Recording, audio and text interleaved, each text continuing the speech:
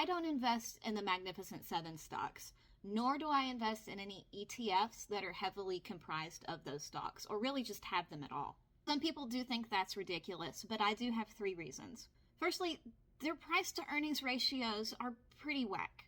Normally, for every $1 of profit a company sees, they expect to see $18 on the stock price. So if they made $1 in profit, the stock price would be $18. Nvidia's price to earnings ratio is 54 to 1. So that's scary.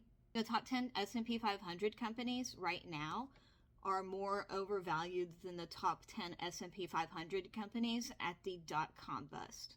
Second, they comprise a scary amount of ETFs, 401ks, and our economy at this point. Between 2023 and 2024, 50% of the S&P's growth came from these stocks.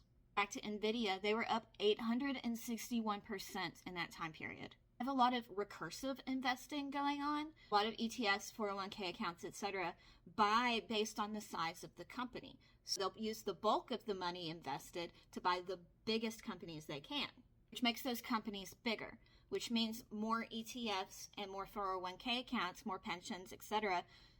invest in those big companies, making them bigger, which means more and more get invested. Right? It doesn't mean that they're doing anything. Market's just kind of out of control right now. And there's all these robo-investors. That's why I advocate for you to be a little bit more active than that.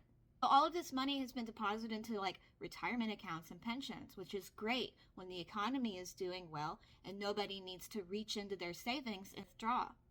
But the economy is not doing well, and soon people are going to start taking money out of their 401ks and their ETFs and all of their investments and savings. What's going to happen then? Most of our economy is propped up on these companies.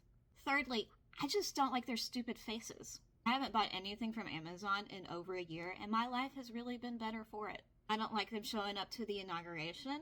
I don't like them paying for a damn ballroom. I don't like them trying to take down historic bridges so that they can drive their super yachts into stupid places. I don't like their faces. I've been gradually trying to work my way out of the Google ecosystem. If anyone has a great news.google.com alternative, let me know.